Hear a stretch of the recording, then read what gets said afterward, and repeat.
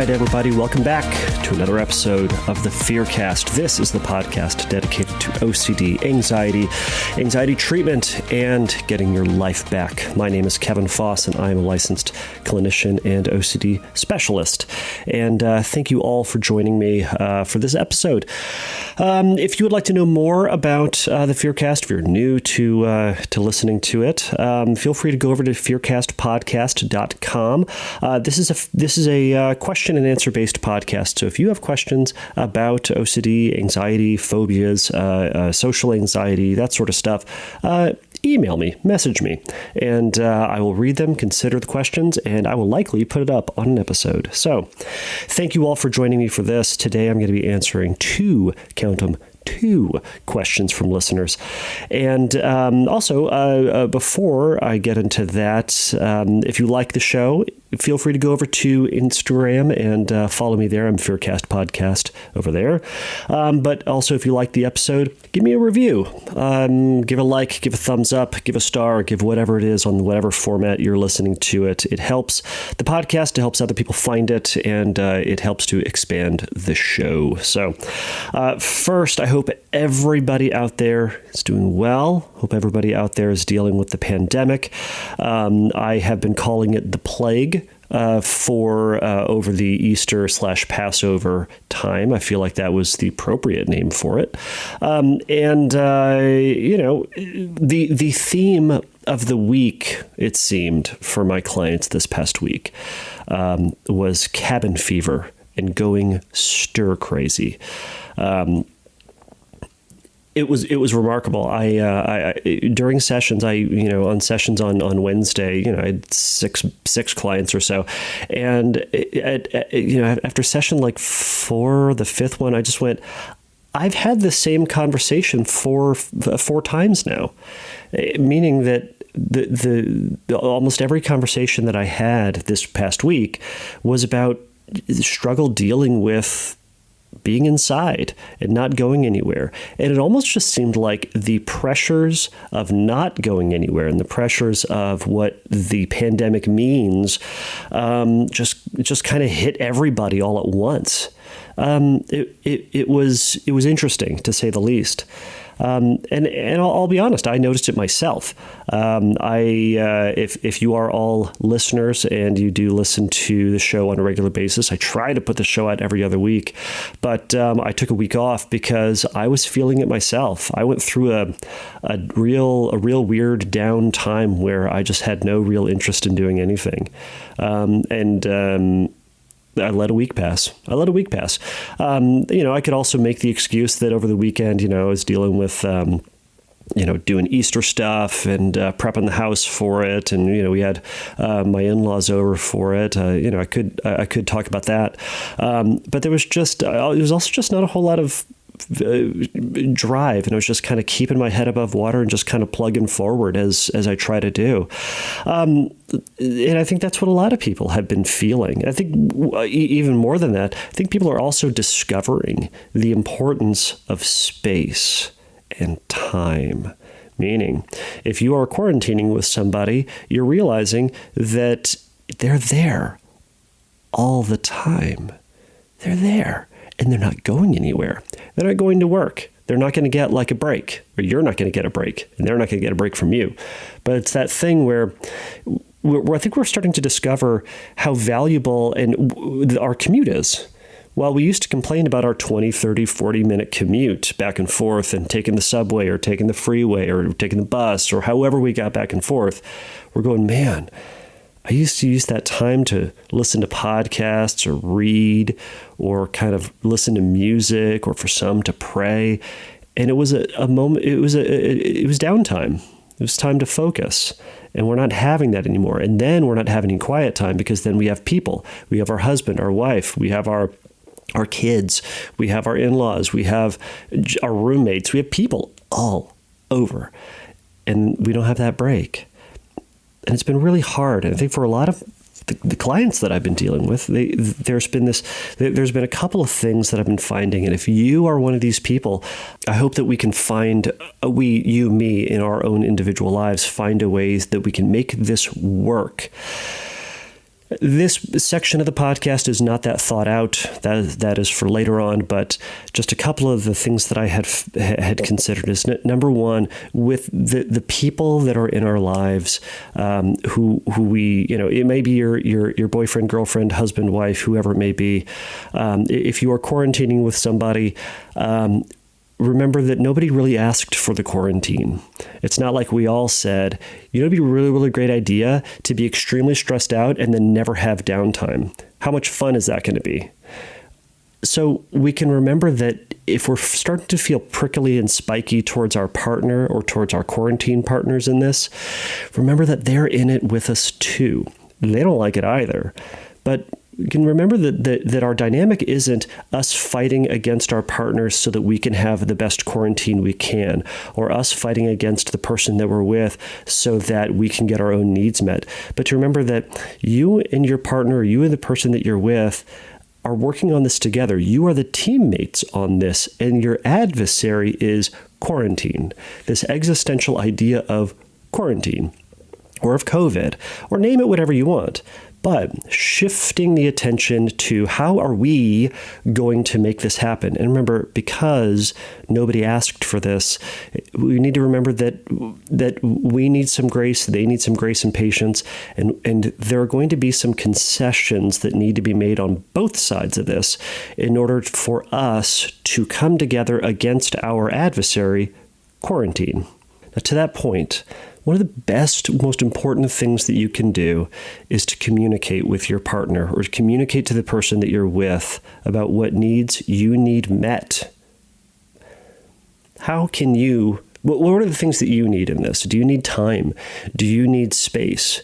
Do you need 10 minutes to walk around the block? Do you need a little bit of encouragement? Do you need them to say X? Do you need them to not say Y?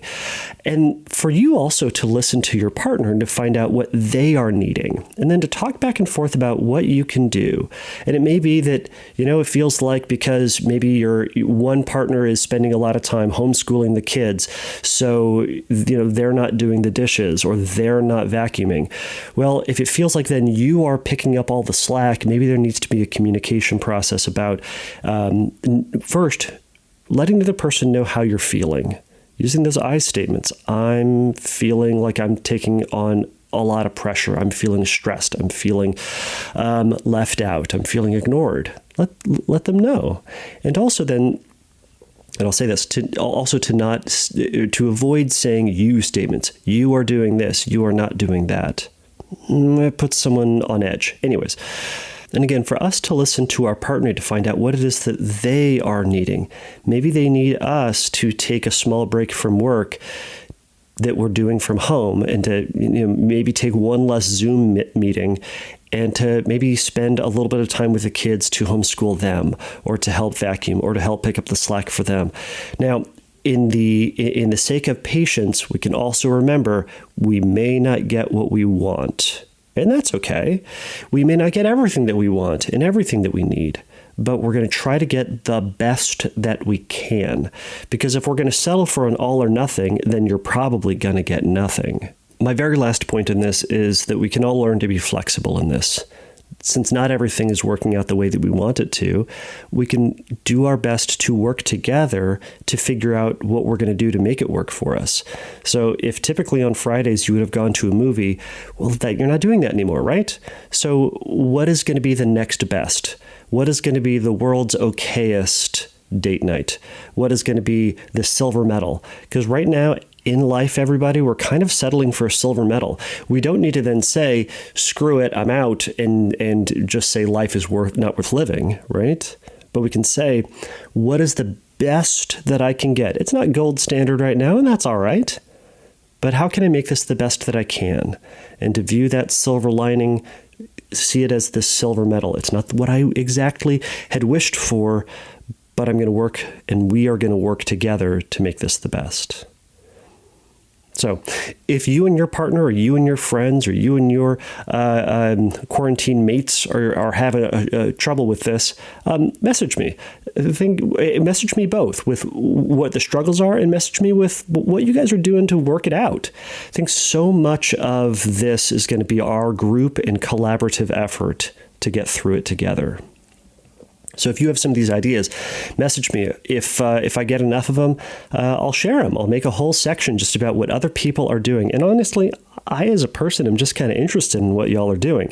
I'm not the most creative man alive, and sometimes I like to ask the hive mind, which is all of you, my listeners. So if you're doing something that's working, and if you're having stuff that's not working, let me know. Perhaps we'll do a whole episode on this. But so those are my brief sort of thoughts on how we're all dealing with the pandemic. So let's get into those questions. Actually, before we get into the questions, I want to mention this first question does include some adult content. So we're going to be talking about HOCD and we're going to be talking about sex. So if you have little listeners and little ears that you don't want to listen to this type of stuff, that's totally fine. And now would be a good time to turn off the episode and perhaps meet me on a future episode. So, again, off to the question.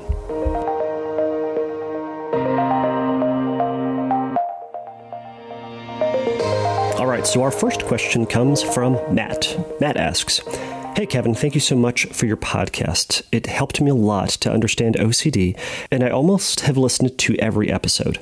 I know that HOCD was a topic in 2 episodes already, but this question might be for some other subtypes of OCD. Since my HOCD got really bad and every day is a struggle for me, I lost my libido completely. It came back sometimes, but for most of the time, it's absolutely gone, which then seems to be proof of my homosexuality and makes it even worse. Every woman I found attractive before HOCD hit me so bad, but I'm feeling absolutely nothing right now. I don't even want to meet new girls anymore because I know I'm not even able to have sexual contact with them, as this will also prove that I was in denial. It also happened that I wasn't able to get an erection the last time I was in bed with a girl. I also broke up, not due to HOCD, with my girlfriend a year ago. We were a couple for almost 6 years. Could it be that my attraction to other girls during the relationship was only there because it was, quote, forbidden to think about it? I know this has gotten very HOCD specific at the end, but would you mind talking about libido or loss of libido in one of your episodes? Thanks so much in advance." He also says at the end, "I also want to mention that your podcast has helped me to finally get in contact with a therapist who I'm going to meet next week." Then adds, "English is my second language, so I'm sorry for some grammar mistakes here and there." So first off, Matt, thank you all so much for the question. Your English really was not that bad, to be honest. I've read worse. This sounds great. So also, I'm so happy that this podcast has encouraged you to find a therapist. This is great. This is exactly one of the goals that I'd set out for this podcast, is to hopefully have enough information out there, dispel some rumors, dispel some kind of fears that people have about therapy, encourage folks to go get on their recovery, because you can. All right, so Matt, losing one's sex drive when experiencing OCD symptoms is something that happens to a lot of people for reasons I'll just discuss in a moment. Unfortunately, there are a few subtypes in which the loss or the drop in libido starts this kind of negative feedback loop. HOCD is one of them. All right, so why the loss in libido with an increase in anxiety? Well, increased anxiety and panic impacts the production of hormones in your body, so specifically adrenaline. So if your body is having trouble relaxing as part of the increased adrenaline, it's going to have a difficult time trying to get, in the mood and to experience pleasurable feelings. Adrenaline is going to be one of those hormones that our body releases as part of the fight or flight system to help us to escape or to fight a potential danger. Now, when we are spiked with our anxiety or our obsession, we get that fight or flight feeling, right? It's kind of that antsy feeling, and it's that terrible feeling that usually causes us to do compulsions or compulsive behaviors. Adrenaline is sometimes that feeling that we get, or is the hormone that makes us feel kind of that antsy, jittery, like I have to move and kind of bounce my legs up and down, or I feel like I have to run. It's that feeling. probably speaking, it's that makes me talk so stinking fast, especially during my first bunch of episodes, because I was nervous. And when I'm doing public speaking, I kind of talk fast. I also talk fast. Anyways, back to this. Being physically tense can also make it difficult to reach an orgasm. This raises what's called your orgasmic threshold, meaning it's going to take longer and or require more stimulation to achieve orgasm. Additionally, if you're taking psychiatric medications to manage your anxiety, you may also experience reduced libido. It's a really common side effect of psychiatric medication, which also then leads a lot of people to stop taking medication or to not consider taking medication for fear of a drop or an elimination of their sex drive. So, of course, while, the impact on sex drive can be or is a consideration for a lot of people when thinking about taking medication, you should also consider the main effects of medication, such as reduced stress, a greater ability to handle and manage anxiety. So some of those things, it's all part of the consideration process. Now, back to the idea of libido. Distraction is going to play a huge role here. So if and when you're overly involved with your feared thoughts and questioning your sexuality and kind of going through those loops, you're going to have a difficult time being present with your partner enough to become aroused. Furthermore, that guilt feeling that you're experiencing or that you've noticed about noticing the attraction to other women may also be playing a role here.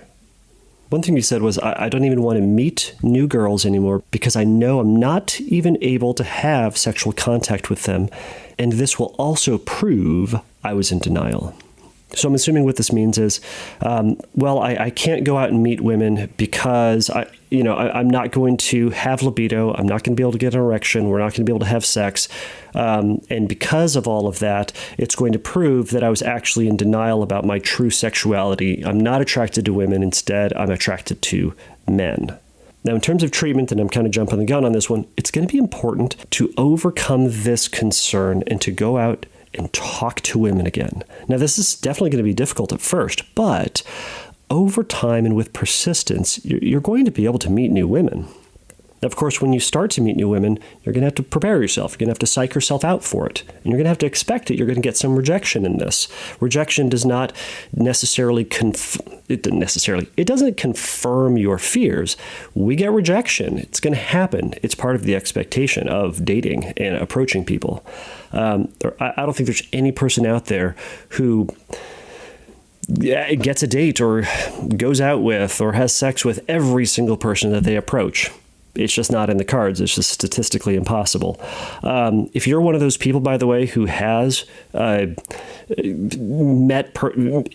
out on a date with every single person you've asked, message me. We need to talk. This is going to be a very interesting future podcast for you and me, but no one's going to message me about that anyways. When you meet new women, you're going to have to prepare yourself, and you're going to know that you're going to feel awkward. You're going to feel uncomfortable, and you're not going to be the guy, quote, the guy that you were before all this, and that's okay. You're rebuilding this muscle after an injury, and you have to exercise to get stronger. Also, how do you know that you're not going to be able to have sexual contact with them? Unfortunately, that line of thinking only verifies the fear and only validates it. And it also sets you up for failure. Instead, I'd encourage you to acknowledge that it may be difficult, but not impossible. Because you and I can overcome difficult. We can try difficult. You and I can't do impossible. Furthermore, not getting aroused in bed can mean a ton of things, not just that you're in denial. I mean, it could be that you're incredibly anxious. Could that be it? It could be that you're not being present. You're not present with this person that you're with. You're over here in left field fighting with the memory that you had and that experience and the memory of that guy and the worry about the future. And 20 years from now, you're not right here experiencing what you're experiencing. So it could be that. As somewhat of a side note, I also want to add that the attraction to other girls during your previous 6-year relationships and whether or not you had attraction because it was forbidden, I mean, maybe that was part of it, could be part of it. I mean, we often have that quote, we want what we can't have sort of mindset. And if you're presumably in monogamous relationships at the time, you happen to see other people who aren't the person that you're with, you may go, oh my gosh, I can't have them. Oh, that makes it more exciting and titillating and whatever. I mean, it's somewhat taboo. It's a taboo attraction, and it's where taboo interests come from. But it's also something that's just going to happen. You're going to notice other people who are attractive, and it may not be the person that you're with. This is a conversation I have a lot.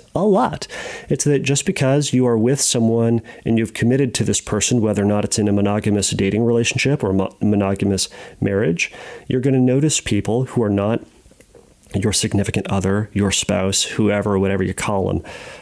Those people are attractive. And there is always going to be someone who's more attractive, more charismatic, funny, or whatever than the person that you're with. And that's okay. I mean, my wife points out all the people who are more attractive and charismatic and funnier than me all the time. All right, she doesn't say that, but it's a separate thing. All right, so Matt, what can you do about all this? Well, Matt, number one is to get a handle on your OCD. So I want you to work to get as comfortable with HOCD thoughts as you possibly can. So this is going to involve doing written exposures. It's going to involve looking at men. It's going to involve resisting avoidances. It's going to involve watching, quote, gay movies and TV shows, and otherwise welcoming in any gay thought, along with any other thought, that your anxious brain wants to be there. Second, when you're ready to begin approaching women and beginning romantic relationships, try, for a period of time, taking the idea of sex off the table. You're probably putting too much pressure on yourself to get an adequate erection, any erection at all, to be sexually aroused, or even attempting sexual interaction without HOCD thoughts.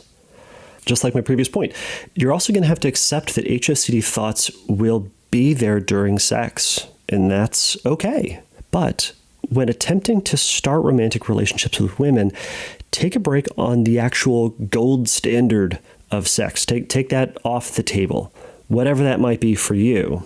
Typically, I would say think about it as penetrative sex, or think about it as, running the bases, or whatever it is. Take that off the table for a period of time. Take it slow and steady.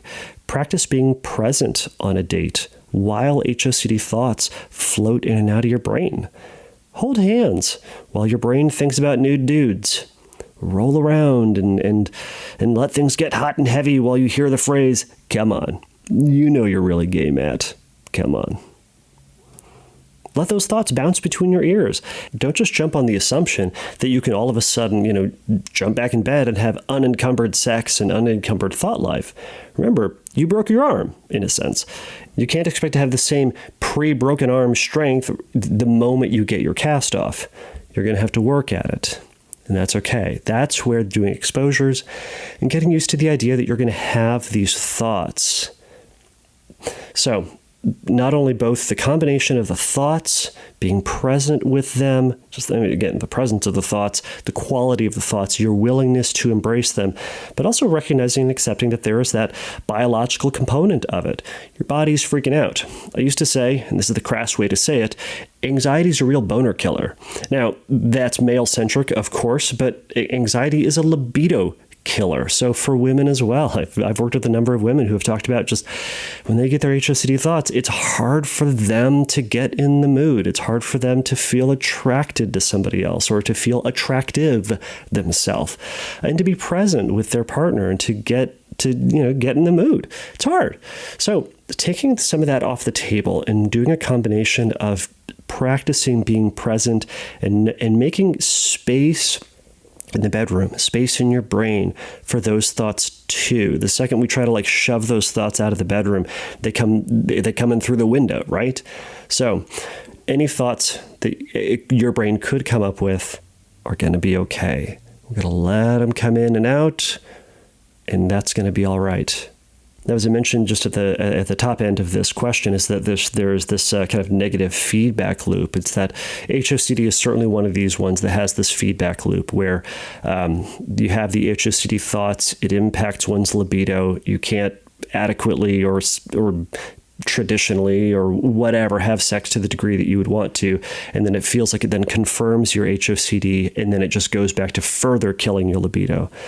So I've also noticed this with ROCD, so not having libido because of your ROCD thoughts re-triggers that thought that you're not attracted to your partner, therefore you should leave them.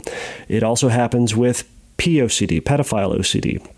It also happens with harm OCD. So you can have, harmful thoughts, and then you're having trouble harnessing your libido, or dropping libido, or whatever you want to call it. And it feels like you're this, empty, emotionless, dead person. You don't have the passion that you used to. And serial killers are cold, passionless people.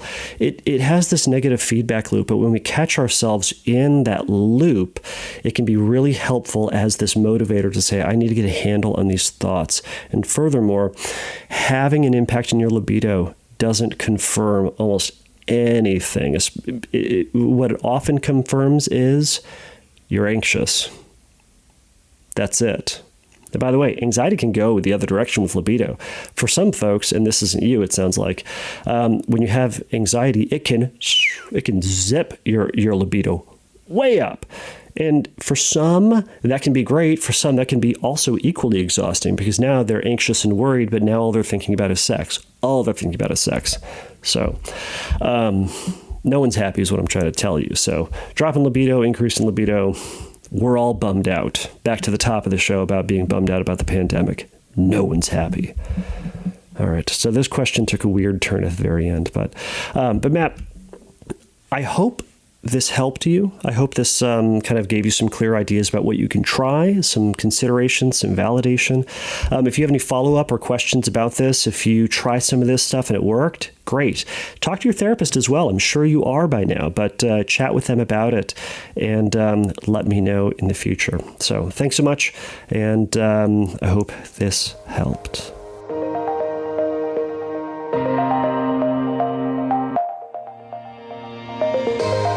All right, so this next question comes from Loud Thinker is their name. Loud Thinker. So their question is this. I have hyper-awareness OCD. I am hyper-aware of my thinking, precisely the decision-making part. Whenever I face a situation that involves making a decision, I get stuck, not being able to gather the feelings or the proper thinking way to make my choice. For example, in a shop, I won't know if I want this or that, not knowing which thing is better, and I really end up without a choice. Or if a friend wants to hang out, I don't know if I want to go or not. I get aware of the feelings needed for making the decision, then I can't get them back to decide. All right, Loud Thinker, thank you for this question. This is a really good one, and I get this a lot. I'll say it this way. I get this a lot. For me, it's perfectionism. For me, it's I hate doing things twice. I hate buying things twice.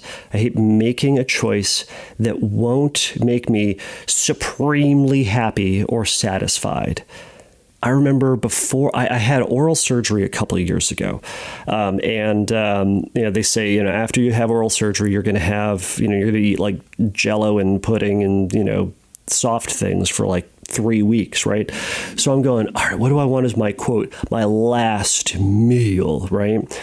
So I went through like, what are all the foods I'm not going to be able to eat? Well, I'm not going to be able to eat like Chinese food, which I love. I'm not going to be able to eat tacos. I'm not going to be able to eat pizza. And I went through all, like a burger. I went through all of the things. And an hour later, I'm still going, I don't know what I want. And this is ridiculous because I know what I'm doing. My dumb brain is saying you need to figure out the right thing. This needs to be perfect because this needs to be the one meal that carries you through. It's got to be so stinking good that whenever you're eating Jello and soft things and sadness for the next couple of weeks, you're going to reflect back on this meal and go, but that was worth it. It was so good. And the pressure on myself to make that one so good caused me to have difficulty making decisions. And it was ridiculous. So I hear you. I feel your pain, loud thinker. And I've worked with a number of other clients who have also had this, have had trouble making this decision. So while mine is perfectionism, you also said that you need to gather the feelings to make the presumably right choice. In other words, it sounds like you want the emotional confirmation that you're making the right choice, as if there was a right choice. Feelings can't do this. Decisions are a combination of thoughts, feelings, and to a certain degree, impulsivity.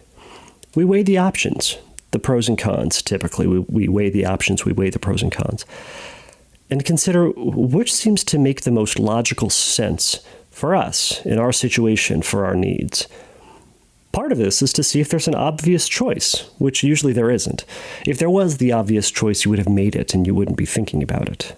Then we check with our feelings to see if we have any emotions tied to our decision. It might be nostalgia, it might be fear, it might be affection, it might be disgust. It can be any of these things. It can be more of those things, obviously. But these feelings play a role in our choices, but they aren't perfect or complete. Remember, feelings aren't facts, and our thoughts are data, not direction. Our feelings are data, not direction, right?